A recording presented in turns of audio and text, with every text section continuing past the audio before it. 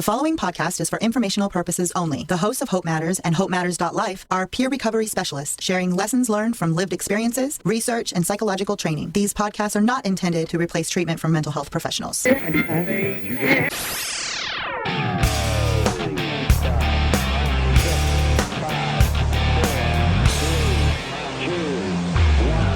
Greetings, Earthlings. Welcome to the next episode of HopeMatters.Life. Are you ready for an adventure?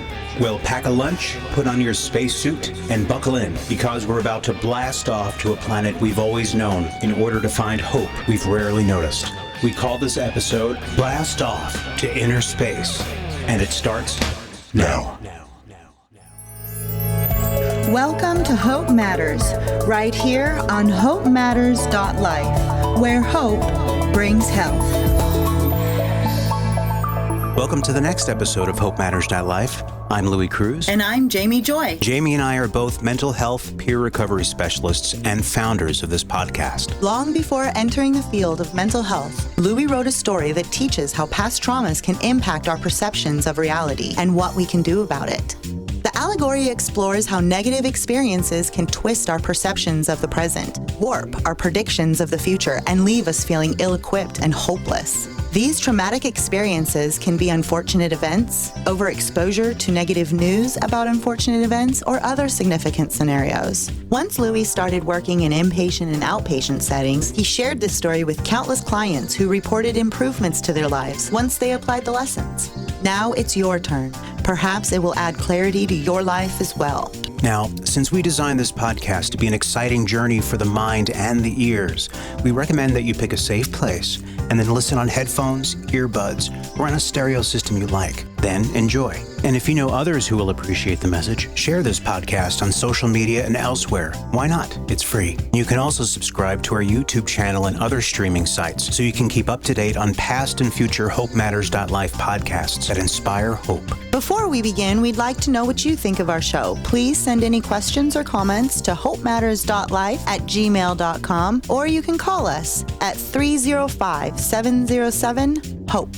Okay, without further ado, once upon a time on a faraway... Wait. Once upon a time, Louis, you've already lost my interest. What about all the music and stuff? Yeah, you know what? You're right. I have just a thing, and it's really serious.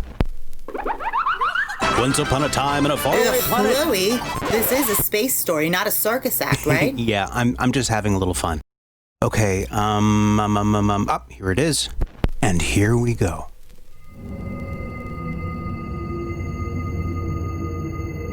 Oh, wow. Now that's what I'm talking about.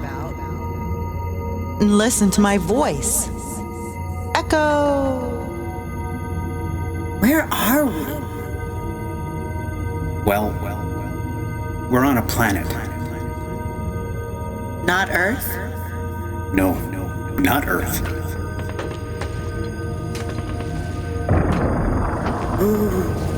What is that sound? It doesn't sound like a friendly place. You're right. It's not a friendly place at all. Watch out! That was close. And this is where our story begins. Once upon a time, there was a faraway planet. This one. It had all the elements needed to support life. Unfortunately, the planet had one major problem: war. But unlike Earth wars, where people fight each other, this war was waged against the people of the planet. And the enemy was something you'd never imagine: rocks. You mean rocks?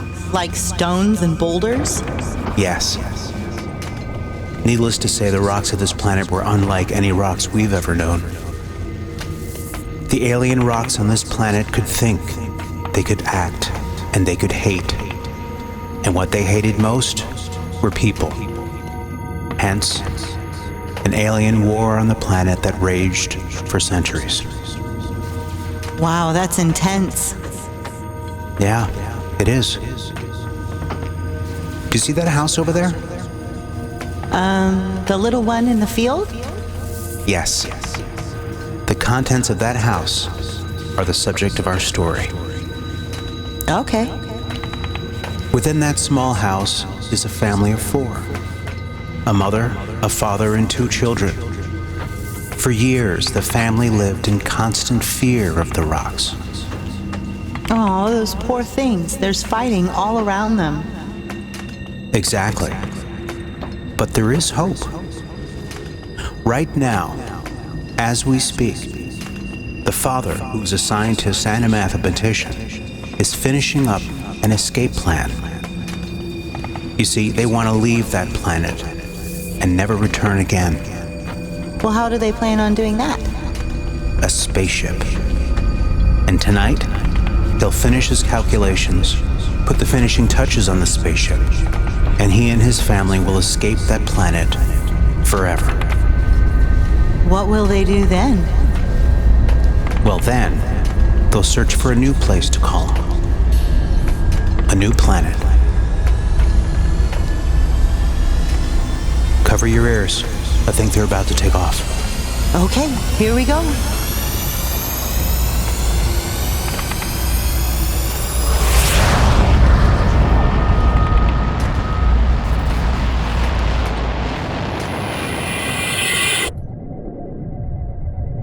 And now, here we are, 1 year later. So where is here? Where are we now? We're inside the ship. Inside the ship? Really? Wow. Why are they dancing? They're dancing because they're excited. You see, they just found a new planet to call home. A home away from the dangerous rocks. They did? How exciting. What planet is it? Well, it's ours. They're preparing to land on Earth. Okay, let's transport to the surface. All right, they should be here any minute now. Oh, there it is. Look up. Do you see it? I don't see it. Do you? Oh, there it is. It's a loud thing, isn't it? It sure is. Well, here they are. They've successfully escaped the planet where all the rocks attacked them, and now they have finally found a new home. I know, right? That's so exciting. It is. And now they're opening their doors, and they're lowering their hatch. And now take a look at what the first thing is that they see. Oh my goodness, it's a rock. Exactly. Oh man, they're freaking out. They're not getting off the ship. And now comes the lesson in the story. Once upon a time, there was a family that lived on a planet where all the rocks attacked people. They devised a plan to escape the planet. They landed on Earth. And once they opened the door, the first thing they saw was a rock. Jamie and people at home, how do you think they feel? Well, they're terrified. Exactly. Now, since you and I are both Earthlings and we know that Earth rocks are perfectly harmless, how do you think they should feel about the rock? Well, they shouldn't be afraid of rocks at all, but I can understand why they are.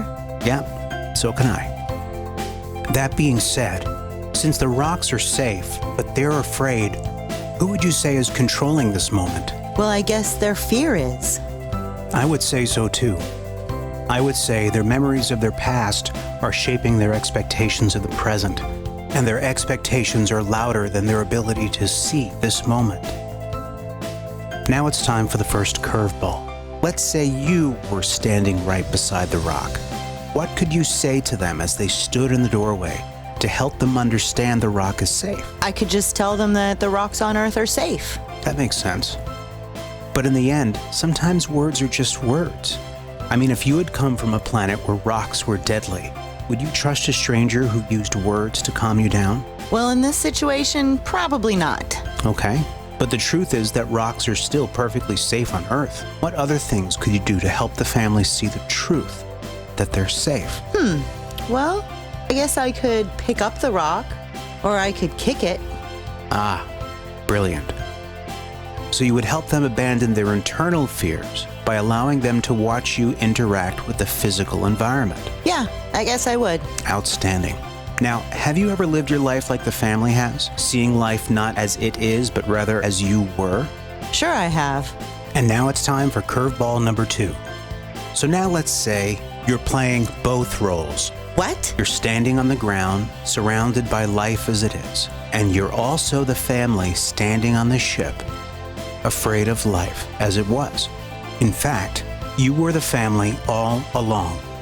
Based on your previous answer, what would help you see that life is truly more beautiful and safer than your mind is trying to lead you to believe? Oh, I see where you're going with this. So the war and the hateful rocks, that represents everything we've been through, all the trials and tribulations humanity experiences. But the war is behind us, and the fear isn't valid anymore. Exactly. So you're saying to ease that fear, we need to use our 5 senses to connect with the world around us, to give us proof that that fear isn't valid, that we're indeed safer than our emotions are telling us we are.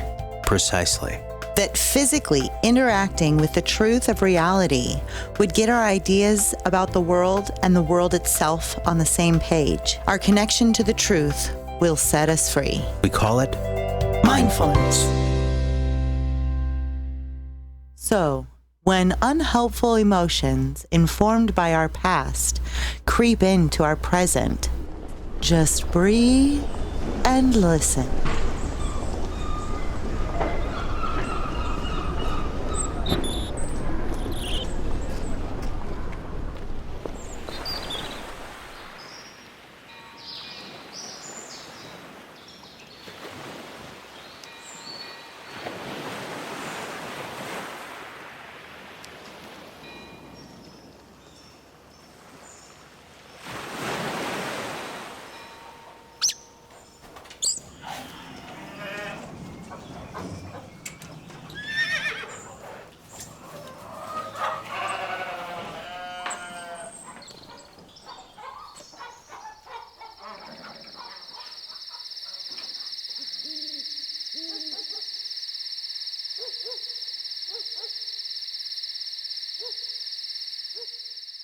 Well, Louie and I hope this experience has been an entertaining, rewarding, and awakening one.